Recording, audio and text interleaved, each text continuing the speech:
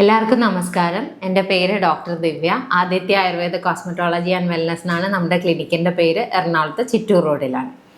ഇന്ന് നമ്മൾ പറയാൻ പോകുന്ന ടോപ്പിക്ക് അഗ്നി, ആമം, ത്രിദോഷം. ഇതിൽ മുന്നേ നമുക്ക് ആയുർവേദം എന്താണെന്നൊന്ന് നോക്കാം. ആയുർവേദത്തിൻ്റെ വേർഡ് മീനിങ് ആയിട്ട് പറയണത് ആയു എന്ന ലൈഫ്, വേദം എന്ന് പറഞ്ഞാൽ സയൻസ്. സോ ആയുർവേദത്തിൻ്റെ വേർഡ് മീനിങ് പറയണത് സയൻസ് ഓഫ് ലൈഫ് എന്നാണ്. ഇനി ആയുർവേദത്തിൻ്റെ ഡെഫിനേഷനും കൂടി ഒന്ന് നോക്കാം. ഹിതാഹിതം സുഖം ദുഃഖം ആയുസ്തസ്യ ഹിതാഹിതം മാനം ച തച്ച എത്രോക്തം ആയുർവേദ സൗച്യത. ഹിതമായിട്ടും അഹിതമായിട്ടും, ആയുസ്സിന് ഹിതമായതും അഹിതമായതും സുഖം ദുഃഖം എന്നിവയെ നൽകുന്നതും ഇവയുടെ മാത്ര, അതായത് അവയുടെ അളവ് എന്നിവ എവിടെയാണോ പറഞ്ഞിരിക്കുന്നത് അതിനെയാണ് ആയുർവേദം എന്ന് പറയുന്നത്. അഗ്നി എന്ന് പറയുമ്പോൾ നമ്മുടെ digestion, absorption, metabolism, transformation of the body, ഇതിനെല്ലാത്തിനും വേണ്ടിയുള്ളതാണ് അഗ്നി.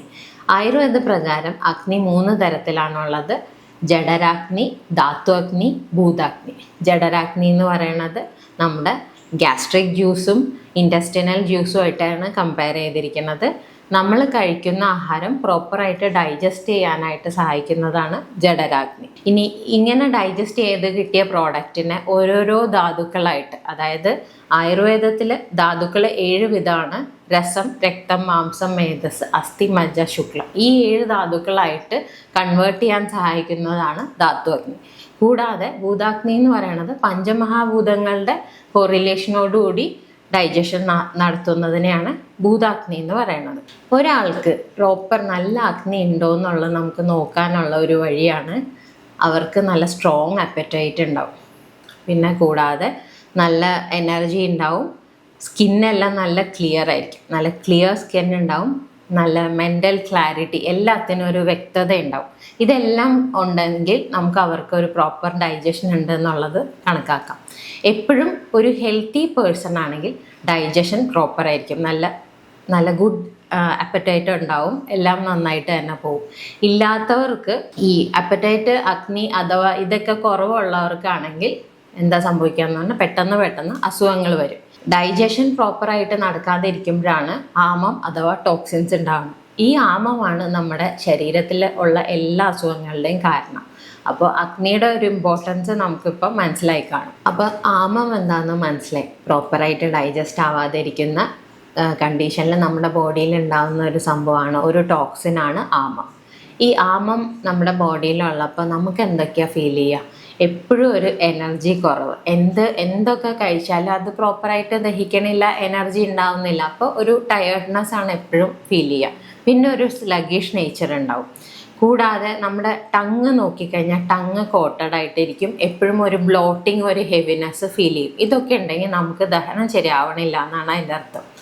അപ്പം നമ്മൾ എന്താ ചെയ്യേണ്ടതെന്ന് വെച്ചാൽ നമ്മൾ ആഹാരത്തിൽ ദഹനം കൂടാനായിട്ടുള്ള കാര്യങ്ങൾ കഴിക്കാൻ ശ്രദ്ധിക്കുക. ജീരകം, വെളുത്തുള്ളി, ഇതൊക്കെ എന്ന് പറഞ്ഞാൽ ഇഞ്ചിയൊക്കെ ഒരുപാട് നമ്മുടെ ഫുഡിൽ അടങ്ങുകയാണെങ്കിൽ, ചേർക്കുകയാണെങ്കിൽ നമുക്ക് പ്രോപ്പറായിട്ട് ഡൈജഷൻ നടക്കും.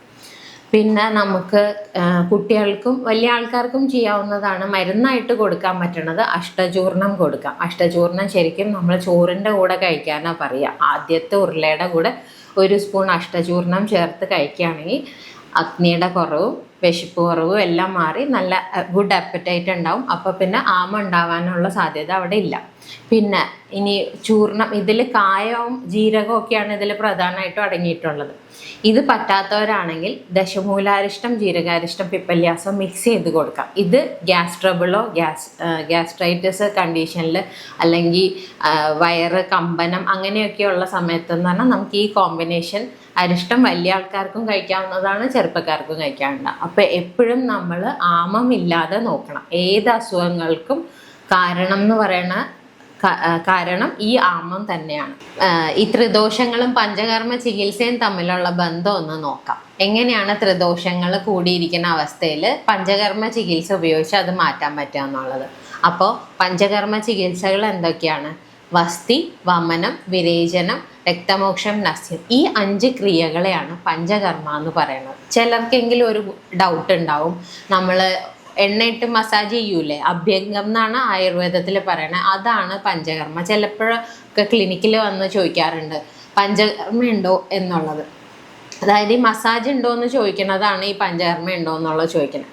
പക്ഷെ അതല്ല, ഈ 5 ക്രിയകളെയാണ് പഞ്ചകർമ്മ എന്ന് പറയുന്നത്. അപ്പോൾ ഈ പഞ്ചകർമ്മകൾ ഈ ത്രിദോഷങ്ങളിൽ എങ്ങനെയാണ് മാറ്റണതെന്ന് നോക്കാം. വാതദോഷത്തിനാണെങ്കിൽ പഞ്ചകർമ്മയായിട്ട് ചെയ്യാറുള്ളത് വസ്തി ചികിത്സയാണ്. വസ്തിയും വിരേചനവും ആവാം. എന്താണെന്ന് വെച്ചാൽ ഒരു പ്രായം കഴിഞ്ഞ് ഏജ്ഡ് ആയിട്ടുള്ള ആൾക്കാർക്കും കുട്ടികൾക്കും ഒന്നും വസ്തി ചെയ്യാൻ പാടില്ല. അപ്പം അങ്ങനെയുള്ളവർക്ക് നമ്മൾ വിരേചനം വയറിളക്കാനായിട്ട് മരുന്ന് കൊടുക്കാറുണ്ട്. പിന്നെ പിത്തദോഷത്തിനാണെങ്കിലും രക്തമോക്ഷമായിട്ടുള്ള ചികിത്സയുണ്ട്, വിരേചനമുണ്ട് പിത്തദോഷം കൂടിയിരിക്കുന്ന സമയത്ത്. കഫത്തിനാണ് നസ്യം ചെയ്യാറുണ്ട്, അത് കൂടിയിരിക്കുന്ന സന്ദർഭത്തിൽ. ഒട്ടും മാറ്റാൻ പറ്റുന്നില്ല എന്നുള്ള കേസുകളിലാണെങ്കിൽ വമനം ചെയ്യാറുണ്ട്. അപ്പം ഇങ്ങനെയാണ് നമ്മൾ ത്രിദോഷങ്ങൾ പഞ്ചകർമ്മ ഉപയോഗിച്ചിട്ട് കറക്റ്റ് ചെയ്യാറുള്ളത്. അപ്പോൾ ഈ ബോഡി നമ്മൾ പഞ്ചകർമ്മ ചെയ്യാനായിട്ട് ബോഡീനെ പ്രിപ്പയർ ചെയ്യണ പ്രൊസീജിയറാണ് ഈ അഭ്യംഗം അഥവാ മസാജ് പ്രൊസീജിയേഴ്സും സ്റ്റീം ബാത്ത്. അതൊക്കെ സ്റ്റീം ബാത്ത് ചെയ്യും, ചിലപ്പോൾ കിഴിയൊക്കെ ചെയ്യും. അതൊക്കെയെന്ന് പറഞ്ഞാൽ സ്വേദന പ്രൊസീജിയേഴ്സായിട്ട് നമ്മുടെ ബോഡീനെ ഇതിലേക്ക് പ്രിപ്പയർ ചെയ്യാൻ വേണ്ടിയിട്ടുള്ള പൂർവ്വകർമ്മങ്ങളാണ് അഭ്യംഗം, സ്റ്റീം ബാത്ത്, കിഴി എന്നിവയൊക്കെ. ത്രിദോഷങ്ങളെന്ന് പറയുമ്പോൾ നമുക്ക് കണ്ണുകൊണ്ട് കാണാൻ പറ്റണതല്ല, പക്ഷെ ബോഡി ആക്ടിവിറ്റീസിനായിട്ട് ഹെൽപ്പ് ചെയ്യുന്നത് ആയുർവേദത്തിൽ പറഞ്ഞിട്ടുള്ളതുമാണ്. അത് ഏതൊക്കെയാണെന്ന് വെച്ചാൽ വാദം, പിത്തം, കഫം. വാദം എന്ന് പറയുമ്പോൾ ലോക്കോമോട്ടോർ ആക്ടിവിറ്റീസുമായിട്ടാണ് കണക്ട് ചെയ്തിരിക്കുന്നത്. പിത്തമാണെങ്കിൽ ഡൈജസ്റ്റീവ് ആക്ടിവിറ്റീസ് ആയിട്ടും കഫം നെർവസ് ആയിട്ടാണ് റിലേറ്റ് ചെയ്തേക്കുന്നത്. അപ്പോൾ വാദം കൂടിയാൽ എന്താ പറ്റുക? നമ്മുടെ ലോക്കോമോട്ടോർ ആൻഡ് മസ്കുലർ ആക്ടിവിറ്റീസിന് ഡാമേജ് പറ്റും. പിത്തം കൂടി കഴിഞ്ഞാലും ഇത് തന്നെയാണ് സംഭവിക്കുക, ഗ്യാസ്ട്രിക് ആസിഡിറ്റി. അതായത് അപ്പോൾ ശരിക്കും നമ്മുടെ സ്കിൻ റിലേറ്റഡ് ഇഷ്യൂസ് എല്ലാം പിത്തം കൂടിയിട്ട്, പിത്തവർദ്ധകമായിട്ടുള്ള ആഹാരങ്ങൾ കഴിക്കുമ്പോഴോ അല്ലെങ്കിൽ പിത്തം നമ്മുടെ ബോഡിയിൽ കൂടുമ്പോഴാണ് നമുക്ക് ബോഡി ഹീറ്റ് കൂടുക, സ്കിൻ ഡിസീസസ് കൂടുക, അങ്ങനെയൊക്കെ വരുന്നത്. വാദം കൂടുമ്പോഴാണ് റുമാറ്റിക് കംപ്ലയിൻറ്റ്സ്, അങ്ങനെയുള്ള വേദന റിലേറ്റഡ് ആയിട്ടുള്ള ഏത് കാര്യങ്ങളും നമ്മുടെ ബോഡിയിൽ വാതദോഷം കൂടുമ്പോൾ ഉണ്ടാവുന്നതാണ്. പിത്തം സ്കിന്നുമായിട്ടാണ് റിലേറ്റ് ചെയ്തിരിക്കുന്നത്. അപ്പോൾ സ്കിൻ ഡിസീസസ് അല്ലെങ്കിൽ പിത്തത്തിന് എന്തെങ്കിലും വിശേഷം വരുമ്പോൾ ഗ്യാസ്ട്രൈറ്റിസ്, ആസിഡിറ്റി പോലെയുള്ള സംഭവങ്ങൾ ഉണ്ടാവുന്നു. കഫം കൂടുമ്പോഴാണെങ്കിൽ സൈനസ് ഇഷ്യൂസ് ഉണ്ടാവുന്നു, നെർവസ് റിലേറ്റഡ് പ്രോബ്ലംസ് ഉണ്ടാവുന്നു കഫം കൂടുമ്പോൾ. അപ്പോൾ ഇതെല്ലാത്തിനെയും ഒരു ബേസിക് ലെവലിൽ, ഒരു നോർമൽ ലെവലിൽ കൊണ്ടുപോകാനായിട്ട് ശ്രദ്ധിക്കണം. ഇനി നമ്മൾ ഇതിൻ്റെ പ്രോപ്പർട്ടീസ് എന്തൊക്കെയാണെന്ന് നോക്കുകയാണെങ്കിൽ, വാദത്തിൻ്റെ പറയണത് തത്ര രൂക്ഷോ ലഘു ശീതഖര സൂക്ഷ്മ ശലോനിത, അതായത് രൂക്ഷമായിട്ടും ലഘുവായിട്ടും ശീതമായിട്ടുമുള്ള ഒരു പ്രോപ്പർട്ടിയാണ് വാദത്തിന് പറയുന്നത്. അതേസമയം പിത്തത്തിനാണെങ്കിൽ പിത്തം സസ്നേഹ തീഷ്ണോഷ്ണം ലഘുവിശ്രം സരം ദ്രവം, അതായത് പിത്തം എന്ന് പറയുന്നത് ഒരു സ്നേഹ സ്വഭാവം, ഒരു ഓയിൽനെസ് നേച്ചർ ഉള്ളതാണ്. തീഷ്ണമാണ്, ചൂട് ഉഷ്ണമാണ്. പിത്തം കൂടിക്കഴിഞ്ഞാൽ ഞാൻ നേരത്തെ പറഞ്ഞ പോലെ തന്നെ ഉഷ്ണം കൂടുന്നു. കഫം എന്ന് പറഞ്ഞാൽ ഒരു അഭിഷന്തി സ്വഭാവമാണ് കഫത്തിന് ഉണ്ടാവുന്നത്. എപ്പോഴും നമുക്കൊരു വഴുവഴുപ്പ് ഫീലാണ് കഫം വർദ്ധിക്കുമ്പോൾ ഉണ്ടാവുന്നത്.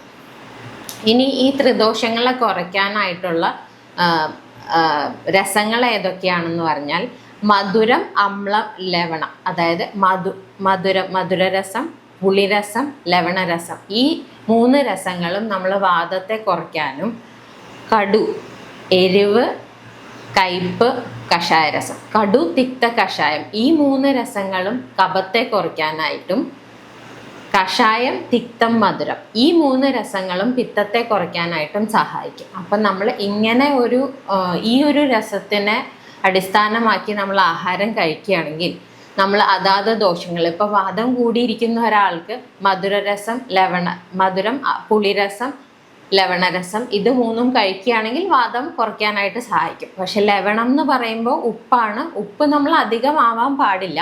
ബാക്കി നമുക്ക് ശ്രദ്ധിച്ചാൽ മനസ്സിലാവും. ചില സമയത്ത് വയറുവേദനയൊക്കെ വരുമ്പോൾ നമ്മൾ ഒരു ജീരക വെള്ളത്തിൽ ലേശം പഞ്ചസാര ചേർത്ത് കഴിക്കുകയാണെങ്കിൽ ആ മധുരരസം കൊണ്ട് തന്നെ ആ വേദന മാറും. അപ്പോൾ അതിൻ്റെ സംഭവം എന്ന് പറയണത് നമ്മുടെ വാദം അഥവാ വേദന കുറയ്ക്കാനായിട്ടുള്ള പ്രോപ്പർട്ടി മധുരരസത്തിനുണ്ട്.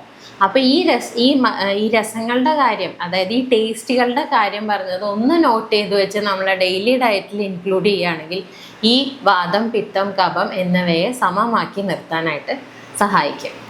ത്രിദോഷങ്ങളും പഞ്ചമഹാഭൂതങ്ങളും തമ്മിലുള്ള ബന്ധം എന്ന് പറയുമ്പോൾ വായു അഥവാ വാദം കൊറിലേറ്റ് ചെയ്തിരിക്കുന്നത് വായു ആകാശമായിട്ടാണ്.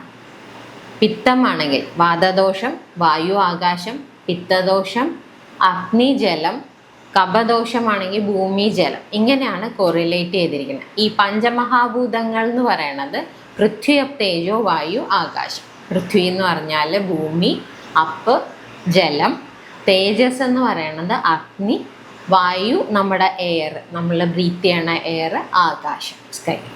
അപ്പം ഇങ്ങനെ ഈ പഞ്ചമഹാഭൂതങ്ങളുമായിട്ടും ഈ ത്രിദോഷങ്ങൾക്ക് കോറിലേഷൻ ഉണ്ട്. അപ്പോൾ ഇപ്പം നമ്മൾ ആമം, അഗ്നി, ത്രിദോഷങ്ങൾ പറഞ്ഞു. ത്രിദോഷങ്ങൾ നോർമലൈസ് ചെയ്ത് നിർത്താനായിട്ട് എന്തൊക്കെ രസങ്ങൾ, അതായത് എന്തൊക്കെ ടേസ്റ്റാണ് നമ്മൾ ശ്രദ്ധിക്കേണ്ടതെന്നും പറഞ്ഞു. അപ്പോൾ ഇനി അഗ്നി ത്രിദോഷങ്ങളും ഒക്കെ നോർമലൈസ് ചെയ്ത് നിർത്തിയിട്ട് എല്ലാവരും ആരോഗ്യവാന്മാരായിട്ടിരിക്കാനായിട്ട് ശ്രദ്ധിക്കാം.